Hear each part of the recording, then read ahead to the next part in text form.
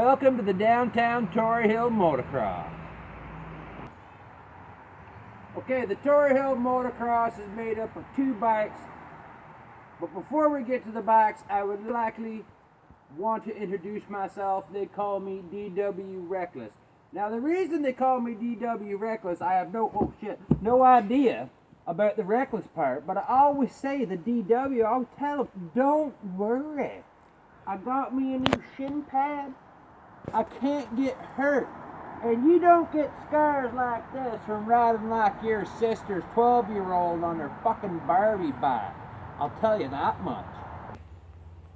Now that we got the DW Reckless part out of the way, so you all ain't so confused, what we're going to do is I'm going to examine one of the bikes at my racer races. And I said racer races because that's supposed to be fucking funny right there. But anyways, my racer rides two bikes. He has a CR80 built in 2001 that is a strict race machine. He also rides a Kawasaki 100 2004, which is also a deadly race machine. Now let's go check out the Honda. Okay, first things first, you need to look over your bike and make sure your bike is properly tattooed. If you do not have a tattooed bike, your bike will not feel love.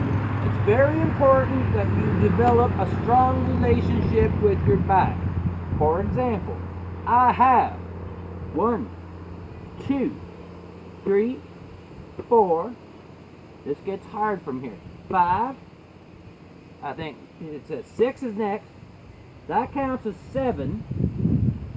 And then I got 8, 9, 10, 11, 12, 13, and stop! We don't stop at look at 13, 14.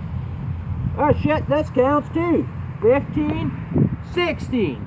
I've got 16 stickers on this bike, which usually each sticker adds 1 horsepower to the bike.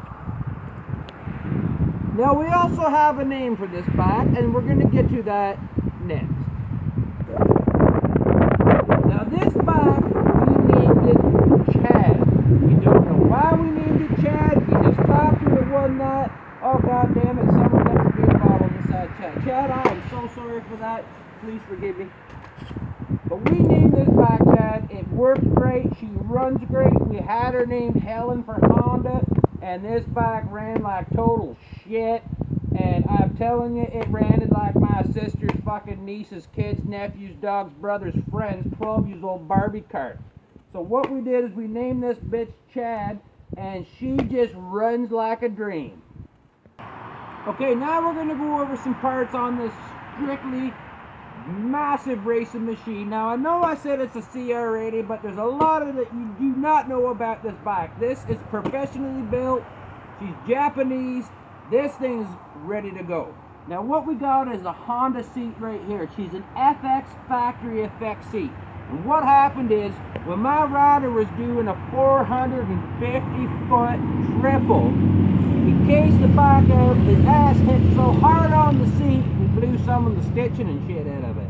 But I said, hey, what the hell, there's no problem with that. That's weight reduction right there. So we're going to leave it like that, and we're not putting a new seat on her. And Chad's as happy as it can be. Now let's go on to this new bars. We got some fatted bars, rental bars, we got all these bars. But these bars were built by our custom town mechanic. They're built out of some sort of iron ore, you know, some shit that comes out of Russia and stuff. But he wouldn't tell me a lot about it because it's some top secret stuff. Okay, we're going to go on to the breakable levers here. Now you got to have a breakable lever, because when you're ripping 300-400 foot triples and you case your bike out and you do some severely nasty stuff, you might bust the fucking brake lever. Well, that's no good. Jesus Christ, you can't stop for the next corner. So you got to have yourself an unbreakable lever right there.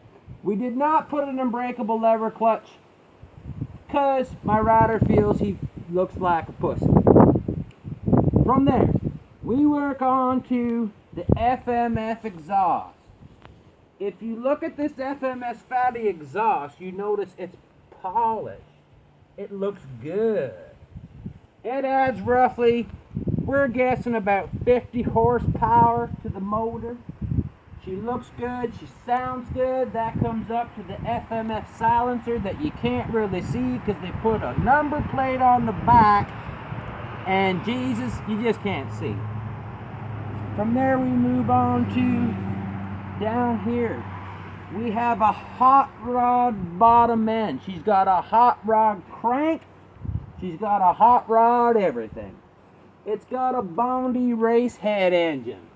You don't know what Bondi feels like till you put one of these on your backs. It probably adds at least another 55 horsepower.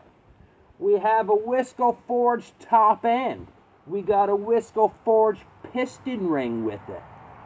This thing here will turn your back into something severely deadly. We stuck with the Klein carbonator. I call it a Klein. I don't care what you call it. I think I might just start calling it Kevin.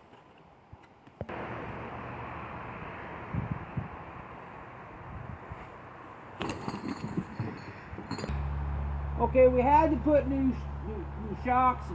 Really, it was just the seals.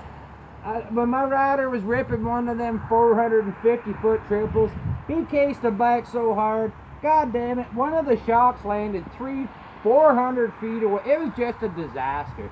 So we put her all back together. Who keeps doing this to Chad? That's terrible. And we put all new shocks in her, and she's got new seals. We put these nice Honda grips. It makes them feel so good, the way it rubs against them and stuff like that. We also got this custom Honda smash face pad. Now, some guys call them their bar pads, and they're all that, but really, when it comes down to it, when you slap your teeth down on this bad boy and you're lucky to go home and you eat your biscuits that night, you're going to thank this thing right here. We got a custom, very custom billet cap. Now, this bike came with like a 4-foot fucking thing hanging out of it, and someone was lucky enough to give me this little billet cap cover here for free, and I cut her and I just fucking popped her on like that. Now we'll move on to the grips. I bought these. They were $14.95. I didn't even use grip glue because I find the grip glue adds extra weight to the race bike, and Chad does not need this. That's true. As for the wheels on this bike, we did have a big wheel kit.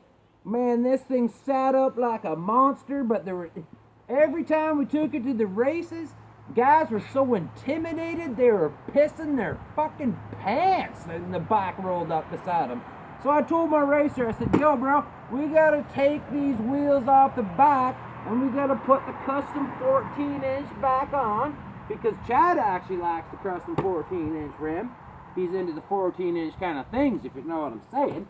And we brought the front tire back because we rolled this thing up, man, and I'm telling you, it was sitting about there. I had to lift my rider up. We needed a goddamn step stool, and then the one day we needed a ladder. It was fucking terrible. So we put the original tires back on her. We got some chain that we picked up off some native guy down the road. He charged us a couple bucks for it. We were happy for that. We gave him a case of beer. We got the custom. Nope, that's a lie. That's not custom. This is what the bike came with. This is just your standard shock right here, because we need maximum squat. You know what I mean? You get on her like that. You just squat it. And that's what you want. When you're hitting 400-foot triples, I'll show you right here. Watch this. You want that, like that. See how that does that? You want that squat when you land. Because seriously, if you land or you case your bike and your suspension stiffer than, your prom night, the last thing you can remember, dude, you're going to seriously hurt yourself. So we got her just like that. Oh, she's good. And that's about all I can say for this bike, except for the air filter. We take that out after every 400 rides. We clean her up. We drop the oil on it about every 60, 70 hours. We put in, you know, your best money can buy 5W20. And I find that keeps Chad running nice. And that's about all I can say for this high-test, severely built Honda CR race machine. Now this is a race bike. She's custom made. You think you're going to sneak up on this with one of your 250s and put her into the ground? Well, I got some news for you.